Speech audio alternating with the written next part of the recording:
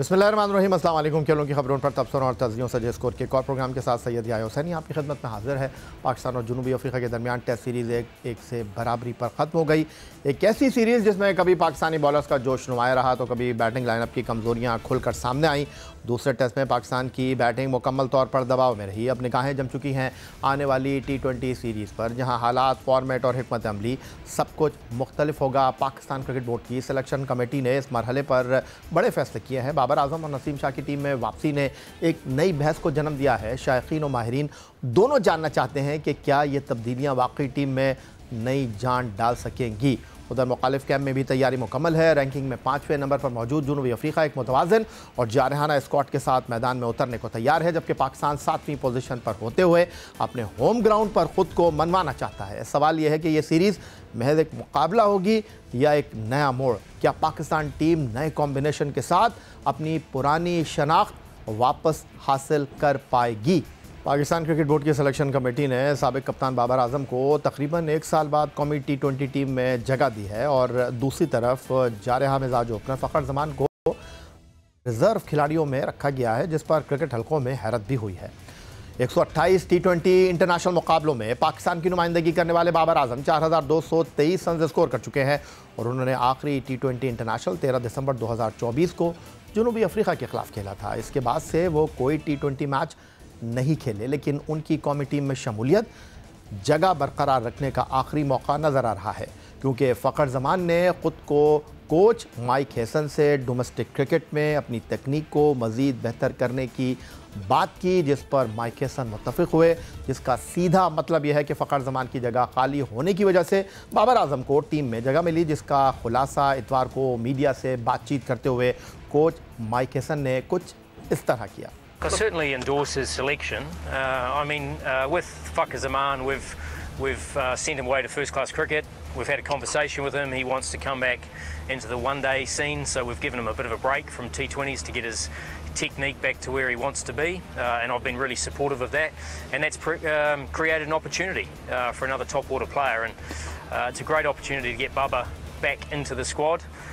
He's likely to bat at 3, so it's a role that I'm very confident that he'll be able to do well, and it also gives our squad some options coming into the World Cup.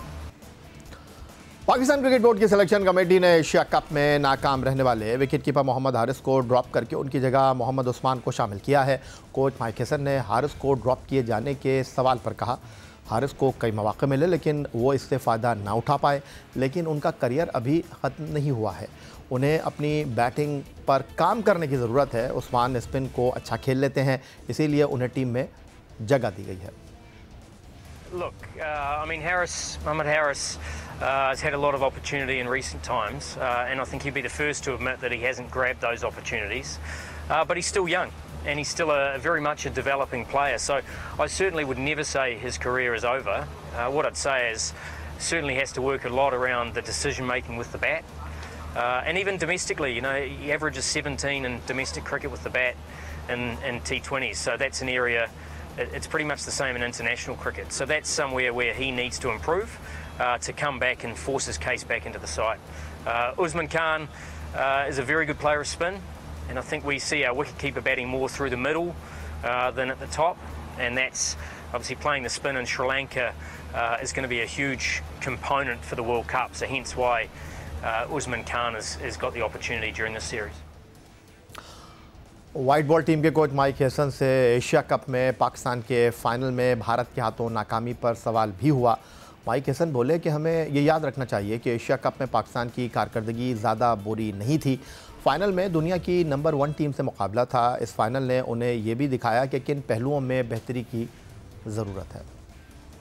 Yeah, look, I won't comment on the test side at the moment. I'm not involved in that, and I certainly wouldn't say that Pakistan have choked in any games. So, as I said, we've won 15 of our last 21 games. We got ourselves in a good position in the Asia Cup final, and we weren't able to grab that, and that was disappointing. But we also realise that's against a very good side who's currently ranked number 1 in the world, and we're not quite there yet. And it exposed some areas we need to improve. We talk about that playing spin through the middle.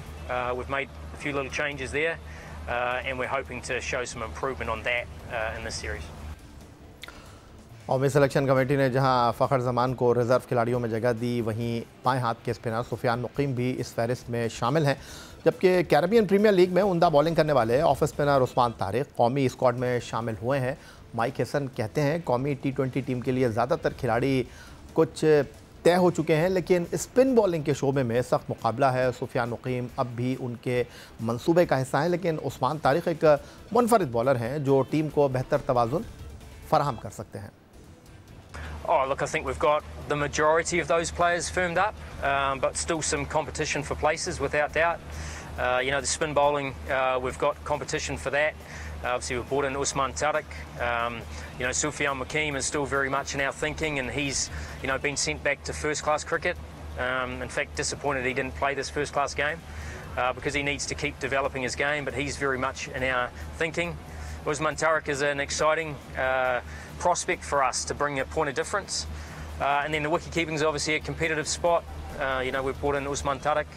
And then from a top order spot, with Faka coming back, that's going to create some competition as well. So, look, we're pretty close to where we will end up, but we need to use this series and the Tri-Series to help, give us options so that whether it be form or injury, we've got competition for places. Pakistan और जनूबी Africa के दरमियान test series अपने अख्ताम को पहुंची, तो अब दोनों टीमें 3 एक रोज़ा मैचों और इतने ही T20 मैचों में एक दूसरे के मद्दे मुकाबिल होंगे। पाकिस्तान और जनूबी अफ्रीका के दरमियान T20 सीरीज़ का पहला मुकाबला पिंडी स्टेडियम रावलपिंडी में कल मुनक़िद होगा, जबकि लाहौर का कदाफ़ी स्टेडियम दूसरे और तीसरे T20 मैच का मेज़बान होगा, जो बिलतरतीब 31 अक्टूबर और 1 नवंबर को खेले जाएंगे। दोनों टीमों के दरमियान वनडे सीरीज़ का आगाज़ नवंबर से होगा, जिसकी मेज़बानी फैसलाबाद का इकबाल स्टेडियम कर रहा है। पाकिस्तान और जनूबी अफ्रीका की क्रिकेट टीमों के दरमियान एक रोज़ा क्रिकेट सीरीज़ का पहला मुकाबला 4 नवंबर को होगा, जबकि दूसरा एक रोज़ा मैच 6 नवंबर को मुनक़िद होगा। जबकि वनडे सीरीज़ के आखिरी मुकाबले में दोनों टीमें 8 नवंबर को आमने सामने होंगी। पाकिस्तान और जनूबी अफ्रीका के दरमियान T20 रिकॉर्ड पर अगर हम नज़र डालें तो दोनों बराबरी की सतह पर खड़े दिखाई देते हैं। दोनों टीमों के दरमियान 24 T20 मैच अब तक खेले जा चुके हैं, जिनमें 12 में पाकिस्तान और इतने ही मुकाबलों में जनूबी अफ्रीका की टीम फाते रही है। पाकिस्तान की सरजमीन पर जनूबी अफ्रीका की टीम ने सिर्फ 3 T20 मैच खेले, जिसमें पाकिस्तान टीम ने 2 में कामयाबी हासिल की और 1 में उसको नाकामी का सामना करना पड़ा। ये तीनों T20 बैनुल-अक़वामी मैच लाहौर में खेले गए, जिसका मतलब यह है कि पाकिस्तान और जनूबी अफ्रीका की टीमें पहली मरतबा पिंडी क्रिकेट स्टेडियम रावलपिंडी में मद्दे मुकाबिल होंगी।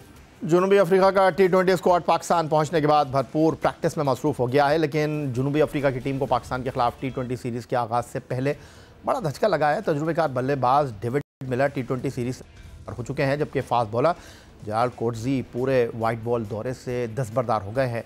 डेविड मिलर, जो कप्तान एडम माकरम की गैर मौजूदगी में टीम की क़यादत करने वाले थे, ट्रेनिंग के दौरान हैमस्ट्रिंग इंजरी का शिकार हो गए। स्कैन रिपोर्ट्स में ग्रेड 1 स्ट्रेस की तस्दीक के बाद वो रिहैब प्रोग्राम में शामिल हो गए हैं। उनकी जगह ऑलराउंडर डुआनो फ्रेया को 3 मैचों की सीरीज़ के लिए टीम का कप्तान मुकर्रर किया गया है, जो 28 अक्टूबर से रावलपिंडी में शुरू होगी। दूसरी जानिब फास्ट बॉलर कोटजी को मुसलसल मसल इंजरी के सबब T20 और वनडे दोनों सीरीज़ से बाहर होना पड़ा है।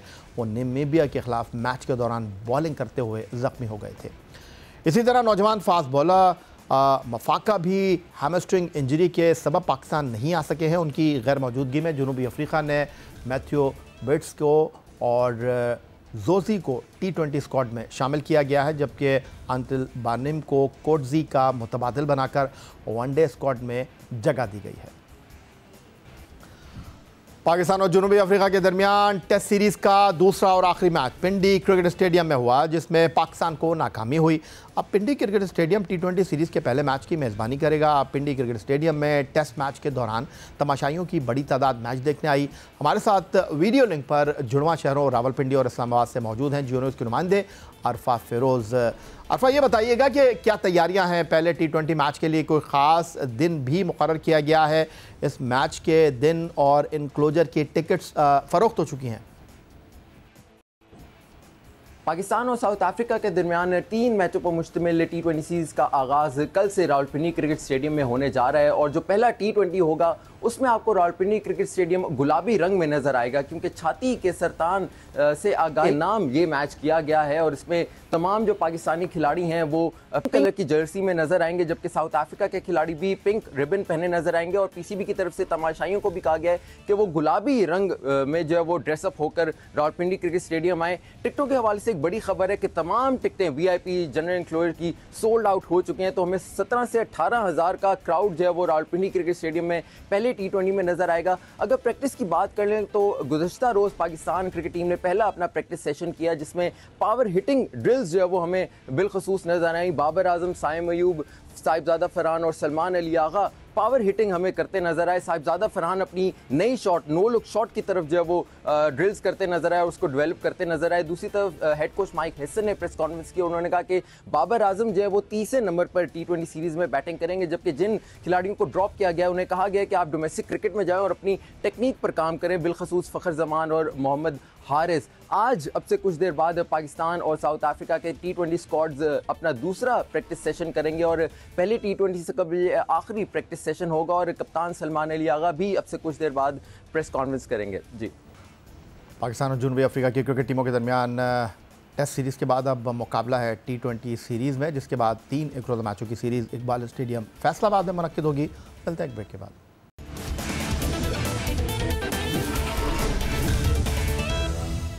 पाकिस्तान क्रिकेट बोर्ड ने बिग बैश लीग के हवाले से बड़ा फैसला किया है। 7 कौमी खिलाड़ियों को NOC जारी कर दिए गए हैं, जिनमें बाबर आजम, शाहीन शाह अफरीदी, हारिस रऊफ, शादाब खान, मोहम्मद रिजवान, हसन अली और हसन खान शामिल हैं। बताया जा रहा है कि खिलाड़ियों को पहले से मौजूद मुआहदों और जारी NOC की बुनियाद पर खेलने की इजाज़त दी गई है, जबकि पाकिस्तान क्रिकेट बोर्ड ने चंद हफ्ते पहले तमाम लीग के NOC आर्जी तौर पर रोक दिए थे।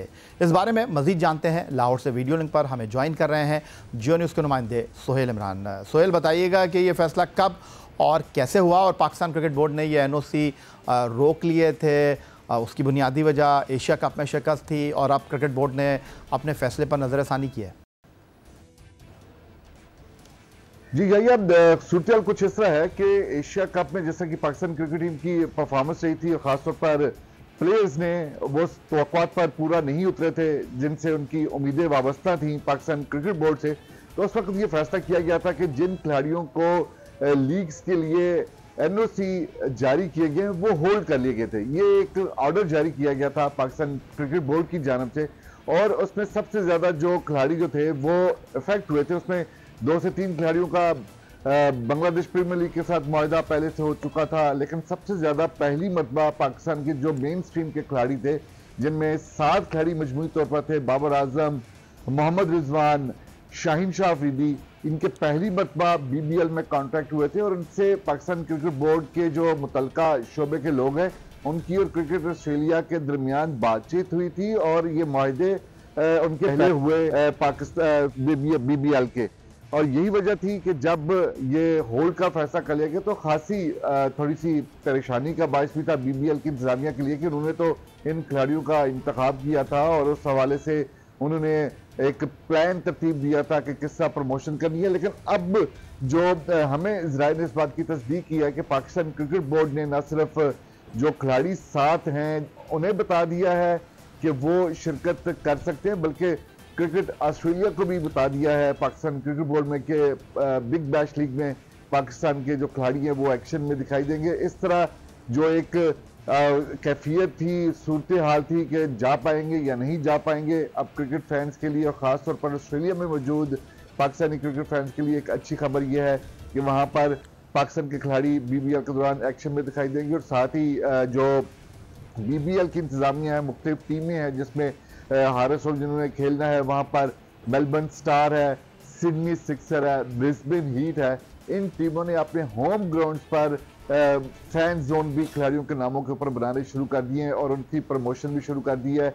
इसी तरह जैसा सिडनी की टीम में खेलेंगे बाबर आजम तो उन्होंने बाबरिस्तान के नाम से बनाया, इसी तरह हारिस बे के नाम से बनाया गया शाहीन अफरीदी, तो खासी दिलचस्पी का इजहार किया जा रहा है। मुंतजर है BBL की इंतजामिया कि पाकिस्तानी खिलाड़ी वहाँ पर आएँ और एक्शन में दिखाई दें, और आज जो खबर ये सामने आई है वो यही है कि खिलाड़ी जो हैं उनके ऊपर किसी किस्म का कोई बार नहीं है, बल्कि वहाँ पर एक्शन में होंगे BBL में। जी उधर ऑस्ट्रेलियावी टीम के कप्तान पैट कमिंस कमर की इंजरी के सबब पर्थ में होने वाले पहले एशेज टेस्ट से बाहर हो गए हैं। ताहम कोच एंड्रयू मैकडोनल्ड कहते हैं वो इस हफ्ते बॉलिंग दोबारा शुरू कर देंगे और दूसरे टेस्ट के लिए दस्तयाब होने की उम्मीद है। पर्थ टेस्ट में ऑस्ट्रेलिया की क़यादत स्टीव स्मिथ करेंगे, जबकि सीरीज़ का दूसरा मैच 4 दिसंबर से ब्रिस्बेन में खेला जाएगा। कमिंस को सितंबर में कमर की इंजरी की तशख़ीस हुई थी, जिसके बाद में मुकम्मल फिटनेस हासिल नहीं कर पाए। कोच का ये भी कहना है कि उनका वक्त पर फिट होना खासा मुश्किल दिखाई दे रहा है, मगर दूसरे टेस्ट के लिए पुरुमीद है। उन्होंने वाज़ेह किया कि कमिंस की वापसी का इन्हिसार इस बात पर होगा कि वो बॉलिंग के इब्तदाई मराहिल पर कैसी बॉलिंग करते हैं। पैट कमिंस की अदम दस्तयाबी के बाद स्कॉट बोलन टीम में शामिल रहने के इम्कानात रोशन हो गए हैं। बोलन ने हालिया वेस्ट इंडीज़ सीरीज़ में हैट्रिक की थी। मैकडोनल्ड का कहना है कि कप्तान का ना होना नुकसानदेह ज़रूर है, लेकिन स्टीव स्मिथ तजुर्बेकार हैं और टीम को बखूबी संभालने की अहलियत रखते हैं। उन्हें उम्मीद है कि पैट कमिंस जल्द फिट होकर टीम में शानदार वापसी करेंगे। उधर भारतीय बल्लेबाज सुरेश अय्यर ऑस्ट्रेलिया के खिलाफ तीसरे वनडे इंटरनेशनल के दौरान फील्डिंग करते हुए ज़ख्मी हो गए, जिन्हें पसली में चोट लगने से अंदरूनी ज़ख्म आने के सिडनी अस्पताल के आईसीयू में दाखिल करा दिया गया है। लेकिन क्रिकेट वेबसाइट का कहना है कि अब उन्हें आईसीयू से कमरे में मुंतकिल कर दिया गया है। बीसीसीआई के मुताबिक सुरेश अय्यर हालत बेहतर होने के बाद फ़िलहाल जो है वो ज़ेर निगरानी है और बीसीसीआई के बयान में ये भी कहा गया है कि सुरेश अय्यर को बाएं पसलियों के निचले हिस्से में चोट लगी है जब वो पॉइंट पोजीशन पर एलेक्स कैरी का कैच लेते हुए गिर पड़े थे।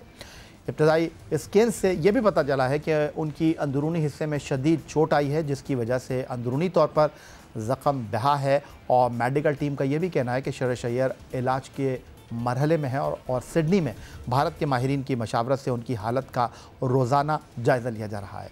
टीम डॉक्टर सिडनी में ही मौजूद रहेंगे ताकि उनकी सेहत की बहाली की निगरानी कर सकें। भारत ने तीसरे वनडे में 9 विकेटों से कामयाबी हासिल की, ताहम 3 एक रोज़ा मैचों की सीरीज़ में उनको 2-1 से ऑस्ट्रेलिया के हाथों नाकामी का सामना रहा।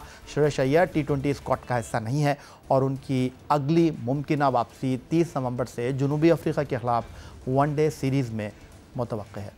जूनियर हॉकी वर्ल्ड कप आइंदा माह भारत में होने जा रहा है। पाकिस्तान हॉकी फेडरेशन ने खिलाड़ियों के सिक्योरिटी खदशात की वजह से बैनुल-अक़वामी हॉकी फेडरेशन को अपने मुकाबले तीसरे मुल्क में कराने की दरख्वास्त की और जूनियर हॉकी वर्ल्ड कप में शिरकत के लिए भारत जाने से इनकार कर दिया है। पाकिस्तान हॉकी फेडरेशन का ये भी कहना है कि भारत में उन हालात में जाकर खेलना किसी तौर पर भी मुनासिब नहीं है, जिस पर FIH का जवाब भी आ गया है। मामला क्या है, तफसीलात जानते हैं जियो न्यूज़ के नुमाइंदे अतीकुर रहमान से। अतीक, क्या तफसीलात हैं इस हवाले से? पाकिस्तान हॉकी फेडरेशन का मौक़िफ़ तो सामने आ गया है, अब FIH क्या कह रहा है? जी आया, जिस तरीके से भारत जो है खेल के अंदर सियासत को लेकर आया तो अंदाज़ा था कि अब दीगर खेल भी जो है वो इसकी लपेट में आएंगे। जिस तरह एशिया कप क्रिकेट वो दागदार किया भारत ने सियासत के ज़रिए, तो अंदाज़ा था कि अब कोई और खेल जो है इसकी भेंट चढ़ने वाला है। और उसका दूसरा शिकार हुआ पाकिस्तान का कौमी खेल हॉकी, जहां जूनियर वर्ल्ड कप अब 28 नवंबर से भारत के शहर तमिलनाडु में शुरू होना था। लेकिन भारत पाकिस्तान, क्योंकि अब जिस तरीके सूरत हाल है और वहाँ सिक्योरिटी खदशात हैं, किसी भी सूरत पाकिस्तानी खिलाड़ियों की जान वहाँ जो है महफूज नहीं है, तो बिल्कुल सही फ़ैसला किया और इससे दस्तबरदार हो गए। और ये पाकिस्तान हॉकी फेडरेशन का तने कोई फ़ैसला नहीं था। ये ministry, IPC, Pakistan sport board, हुकूमत के लोग बैठकर उसके बाद ये डिसाइड हुआ कि अव्वलीन तरजीह जो है खिलाड़ियों की जो है वो जान माल को उनको जो है हिफाजत करना है, हिफाजत करनी है। तो उसी चीज़ को मद्देनज़र रखते हुए जो भारत के इस वक्त जिस नहज पे आ चुकी है सियासत और भारत जिस तरीके से हथकंडे इस्तेमाल कर रहा है, तो किसी भी सूरत मुनासिब नहीं था कि पाकिस्तानी हॉकी खिलाड़ियों की जान को जो है किसी ख़तरे में डाला जाए। तो फिर ये फैसला किया गया कि पाकिस्तान हॉकी टीम नहीं जाएगी। 28 नवंबर से जूनियर हॉकी वर्ल्ड कप हो रहा है। अब पाकिस्तान हॉकी फेडरेशन ने जो है एक इंटरनेशनल हॉकी फेडरेशन को ख़त भी लिखा था कि न्यूट्रल वेन्यू पर जो है हमारे मैचेस किए जाएं, जिस तरह क्रिकेट के अंदर होता है। और लेकिन अब ये क्रिकेट की तरह हॉकी में इतना पैसा नहीं है, या आपको अंदाज़ा होगा कि क्रिकेट में चलें ठीक है पैसा बहुत ज़्यादा है, वहाँ मैचेस जो हैं, वहाँ टीमें जो हैं वो न्यूट्रल वेन्यू पे जाकर FIH अफोर्ड नहीं कर सकती। और ये वर्ल्ड कप जैसे इवेंट जो है वो कहीं 2 महीने 6 महीने पहले नहीं दिए जाते, सालों पहले इनकी जो है मेज़बानी जो है किसी मुल्क को सौंप दी जाती है और मुल्क उसकी तैयारी कर चुका होता है। अब जो सूरत हाल थी, FIH के ज़िम्मेदारान से हमारी बात हुई, उनका ये कहना था कि अगर ये 8 महीने पहले भी हमारे पास ये रिक्वेस्ट आती कि न्यूट्रल वेन्यू पे किया जाए तो हम इस पर गौर ज़रूर करते। पाकिस्तान की तरफ से बदकिस्मती से ये दरख्वास्त जो है इवेंट शुरू होने से 1.5 महीने पहले आई। 1.5 महीने पहले किसी इवेंट को शिफ्ट करना नामुमकिन होता है, बहुत मुश्किल होता है, अनलेस कोई बहुत बड़ा वाक़या कुछ ना हो। तो हमारे पास कोई वजह नहीं थी कि 1.5 महीने के अंदर हम इस टूर्नामेंट को इनकी टीमों को किसी न्यूट्रल वेन्यू पे लेके जाएं, क्योंकि हॉकी के अंदर इतना पैसा भी नहीं है।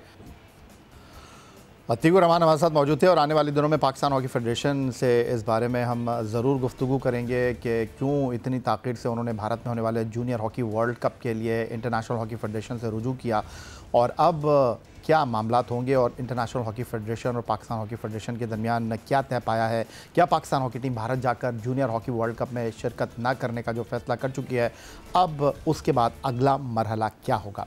यही आज का हमारा प्रोग्राम था। एक्स अकाउंट पर आप हमें फॉलो कर सकते हैं, ईमेल कर सकते हैं, अपनी राय से आगाह कर सकते हैं score@geo.tv पर। इस दुआ इस उम्मीद इस तवक्को के साथ कि पाकिस्तान में खेल और खिलाड़ी तरक्की करते रहें। सैयद याहिया हुसैनी को स्कोर की पूरी टीम के साथ अगले प्रोग्राम तक के लिए इजाज़त दीजिए। अल्लाह हाफ़िज़।